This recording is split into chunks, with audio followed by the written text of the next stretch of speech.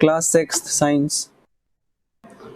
ठीक है, चैप्टर 8 के क्वेश्चन आंसर्स हम लोग डिस्कस कर रहे थे लास्ट क्लास में, और ई पार्ट से हमें डिस्कस करना है, राइट?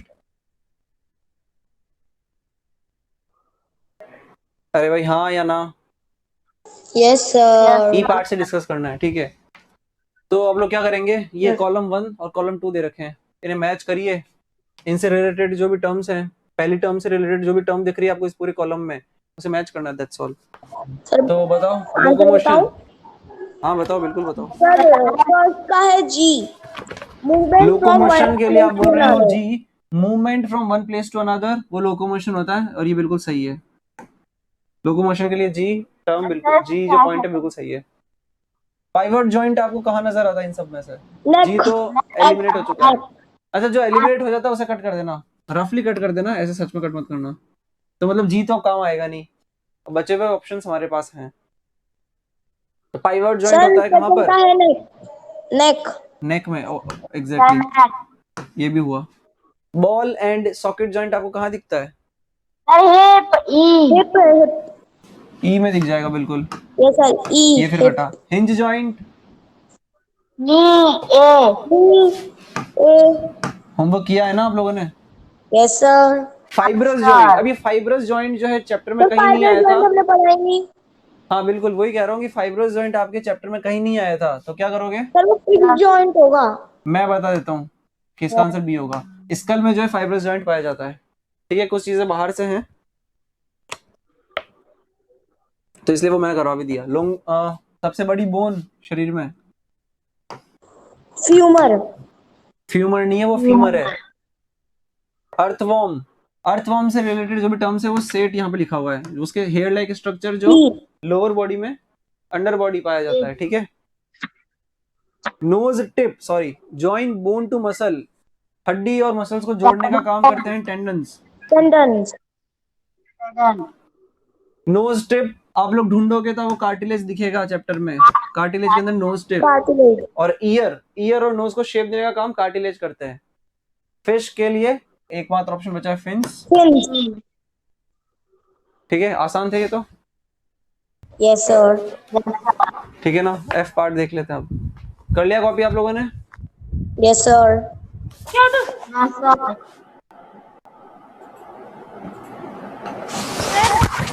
हाँ बताइए। पहले वाले का दिखाना, fill in the blanks. Filling the blanks का दिखा दें? फिलिंग द ब्लैंक्स बेटा आपको लास्ट वीडियो में दिखेगा, तो वो चेक करना आप।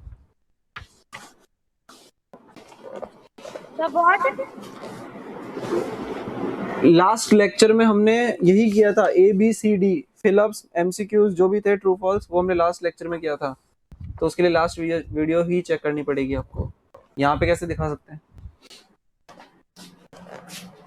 चलते हैं नेक्स्ट एफ पार्ट पर। Very short answer type questions. Name the two girdles in human skeletal system. Sir मैं बताऊं? हाँ तुम ही बताओ, बिल्कुल। पेक्टोरल ग्रिड और प्लेविक ग्रिड। वो ग्रिड नहीं होता है, गिर्डल होता है। ग्रिडल सर। गिर्डल है वो। तो एक होता है पेक्टोरल जो अपर बॉडी को संभालता है, और एक होता है पेल्विक जो लोअर बॉडी को संभालता है, ठीक है। लिम्स को संभालने का काम ये वाले बोन्स करती है। Name the group of animals which possess a backbone. क्या सर? वर्टिब्रेट्स। वर्टिब्रेट्स वो उस ग्रुप का नाम है जिन एनिमल्स के पास में इंक्लूडिंग ह्यूमंस बैकबोन होती है, और जिनके पास बैकबोन नहीं होती है वो इनवर्टिब्रेट्स। एग्जैक्टली, ठीक है। Name the knee bone which is disc like. ये आया भी था चैप्टर में, चैप्टर ये बुक से बाहर नहीं है, चैप्टर में आया था ये।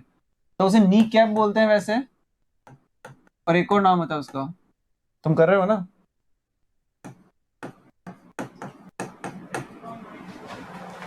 Give the other name of movable joints. अगर किया है होमवर्क तो बोल रहे होते हैं, सो रहे हो सबके सब।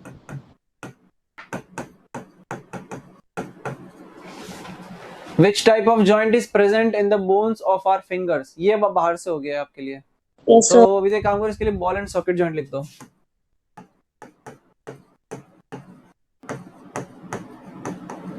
सर ये थोड़ा दिख नहीं रहा। कौन सा नहीं दिख रहा है? सर जो अभी आपने लिखा है। Ball and socket joints. Yes sir. अच्छा ये बाहर से है, वैसे बुक में नहीं दे रखा है कहीं भी, लेकिन बॉल एंड सॉकेट जॉइंट क्यों लिखवाया? क्योंकि बॉल एंड सॉकेट जॉइंट के अंदर ही हमारी फिंगर जो है 360 डिग्री रोटेट कर सकती है। ऐसा तो नहीं आगे पीछे या फिर साइड में ही रोटेट कर सकते हो, ये 360 डिग्री रोटेट कर सकती है, इसलिए इस कैटेगरी में इसे रखा गया है। In adults how many bones constitute backbone? 203. क्या? अरे भाई बैकबोन बनानी है, पूरा शरीर नहीं बनाना है। 12, 33, सॉरी. 12 तो पेयर्स होते हैं रिब केज में। पढ़ नहीं रहे हो तुम लोग, ऐसा रहता क्लास में। Why is the body of a fish called streamlined? तो मछली की बात करें तो मछली सर के मैं टॉपिक में जाओ। बताऊं? ये है पेज नंबर, आपको दिख जाएगा सर मैं बताऊं? पेज 117 पे। सर मैं बताऊं? Their body shape is narrow at front and back and thick in the बीच हो गया। middle. This kind of body shape is called streamlined. Sir सही है? Fishes easily, this is because their body shape is narrow. Streamline का मतलब उसने पूछा था ऐसा, तो लिख लो, ये 3 लाइन लिख लेना। इजीली स्विम कर लेती है, क्यों? क्योंकि बॉडी शेप जो होती है वो नैरो होती है बीच में से, और सॉरी साइड में से, फ्रंट एंड बैक, ठीक है, आगे पीछे से नैरो होती है और बीच में से थोड़ी मोटी होती है, लेकिन उससे फर्क नहीं पड़ता, लेकिन वो आसानी से, this kind of body shape is called streamlined. Sir मैंने ये बताया। ये लिख लेना बस, बहुत है।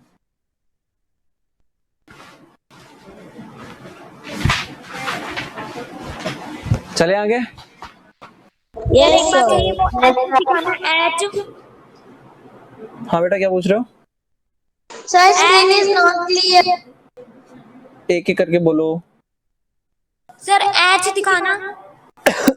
एच दिखाऊं? अभी एच क्या है भाई? सर एच तो हमने करा ही नहीं अभी तक. तुम यार सो रहे हो क्लास में। एच तो मैंने पढ़ाया नहीं अभी तक तो। सर वेट छोड़ो, क्लास में रेगुलर नहीं आओगे तो यही हाल होगा, रेगुलर आया करो क्लास में। जी करिए short answer type questions.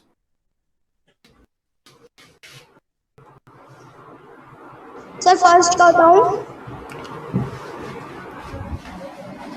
Why do animals move from one place to another? Sir F दिखाना है। तो माइक टू बंद रखो अपना यार। Find food, shelter. चैप्टर के स्टार्टिंग में चलिए। Why do animals move from one place to another? Her species की अपनी अपनी नीड्स होती है, तो वो नीड्स को पूरा करने के लिए इधर से उधर मूव करते हैं। तो चैप्टर की starting,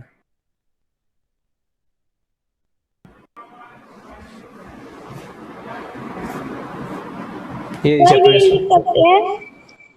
animals move place to ये है इसका आंसर। प्लेस बिकॉज नहीं sir searching various reasons like food, shelter, suitable breeding ground,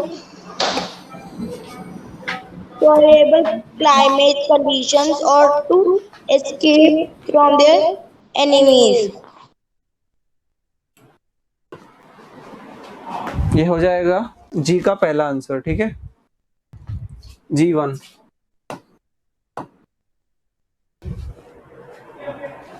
ठीक है, लोकोमोशन का मतलब ये होता है, लोकोमोशन का मतलब होता है इसी के अंदर आंसर आ भी गया कि एनिमल्स क्यों मूव करते हैं यहाँ से वहां, तो वो ये सारी नीड्स उसमें लिखी हुई है। सेकंड क्वेश्चन है distinguish between vertebrates and invertebrates, and then B part है इसी का, लिगामेंट और टेंडन के बारे में भी पूछ रहा है। सी पार्ट है वॉलंटरी इनवॉलंटरी मूवमेंट्स। चलो एक एक करके देख लेते हैं, वर्टिब्रेट्स एंड इनवर्टिब्रेट्स। तो सेकंड वाला पार्ट देख लो पहले, लिगामेंट्स की बात कर रहा है वो, ये रहे लिगामेंट्स।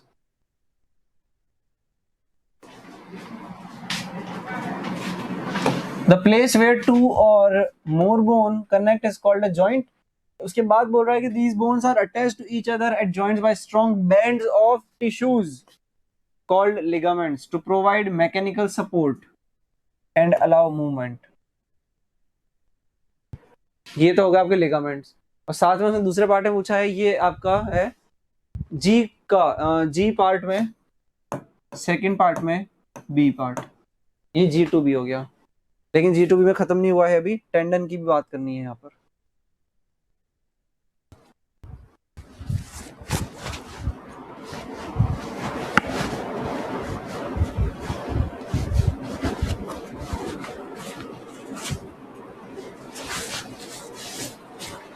टेंडन देखो एक बार, कहाँ मिलेगा? Please see app.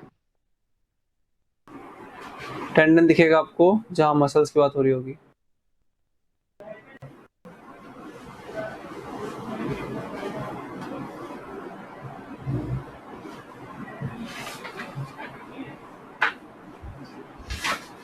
पूरा चैप्टर छानना पड़ गया।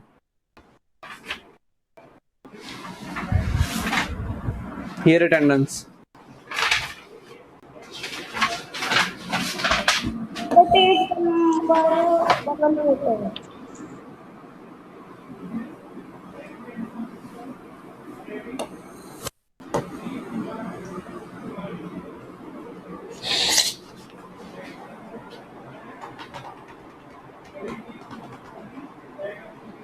ये लिखना है बस, एक लाइन भी नहीं होगी, एक लाइन होगी।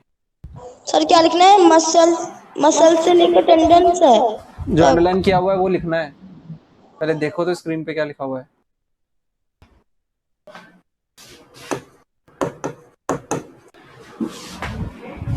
जी सेक्शन में सेकंड क्वेश्चन का बी पार्ट, इसके बाद वर्टिब्रेट्स और इनवर्टिब्रेट्स सेकंड का ए पार्ट डिस्कस करेंगे, फिर voluntary involuntary movements.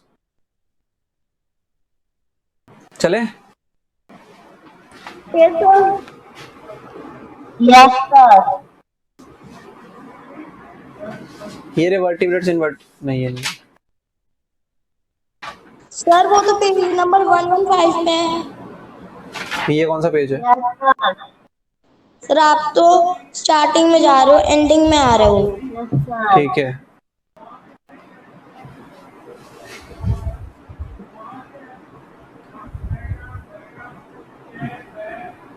Yes sir ये रहा। बट यही है वर्टिब्रेट्स इनवर्टिब्रेट्स। Yes sir. ठीक है, ये लिखा हुआ, बस ये लिख लो। सर एक पूरी लाइन लिख ले। हाँ ये लिख लेना। एग्जाम्पल चाहो तो एक दो ही लिख लेना, कोई प्रॉब्लम नहीं है। ये लिखने की जरूरत नहीं है, ये मत लिखना, सिर्फ एक लाइन और एक लाइन, ये हो जाएगा आपका जी क्वेश्चन का सेकंड सर क्वेश्चन मतलब कि का ए पार्ट। वर्टिब्रेट्स का एग्जांपल तक लिख ले। कभी अपने कॉमन सेंस भी लगा लिया करो भाई, ये लिखना है।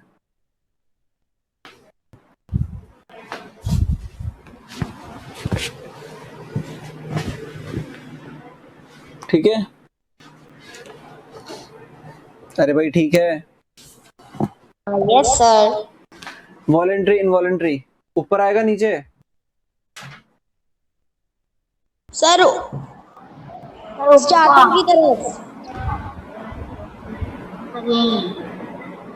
दिखा ना कौन से पेज पे।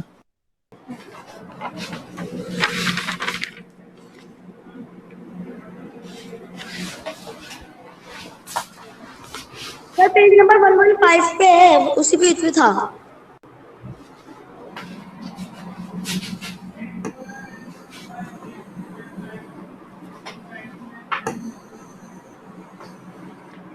सर पूरा पैराग्राफ लिख लें।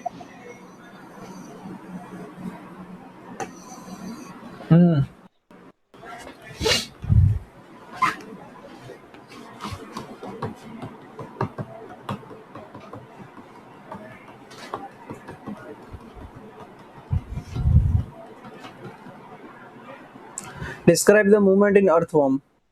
थर्ड क्वेश्चन डिस्क्राइब अर्थवॉर्म की बात करेंगे। मूवमेंट की बात कर रहा है, मतलब लोकोमोशन की बात कर रहा है।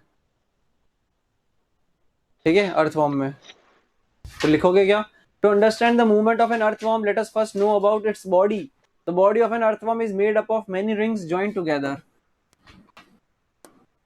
called segments. The earthworm does not have any bones, but its body secretes a slimy substance which keeps its body moist, protects it, and also helps in its movement. Its body has a large number of teeny hair-like bristles. Say it. इसके बारे में बात की थी हमने, और याद है तो, सर और पूरा नहीं याद है पैराग्राफ तो जाकर ये लिखने। वीडियो देखो, ठीक है? Which grip the ground and push its body ahead. Set are joined to the muscles. ये तो उसका डिस्क्रिप्शन हुआ।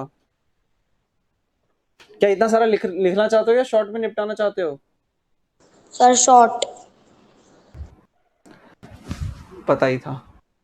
तो शॉर्ट में जाना है तो फिर ये ऊपर का डिस्क्रिप्शन मत लिखो। उसने पूछा है कि मूवमेंट ऑफ अर्थवॉर्म, तो वाइल मूविंग ये लिख लो चाहो तो। अगर इतना बड़ा नहीं लिखना चाहते हो क्योंकि भी शॉर्ट आंसर चल रहा है, लॉन्ग आंसर में लिखना पूरा। तो while moving an earthworm extends muscles of its segments which move ahead and grip the ground, then segments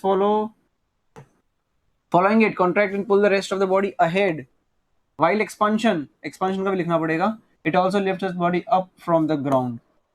Earthworm moves by contraction and expansion of muscles which may take place at more than one. Sir बस यहीं तक। ये line बस, उसके बाद रहने देना, ठीक है? ये हो जाएगा जी सेक्शन का थर्ड क्वेश्चन, ठीक है? बचे हुए क्वेश्चन हम कल डिस्कस करेंगे।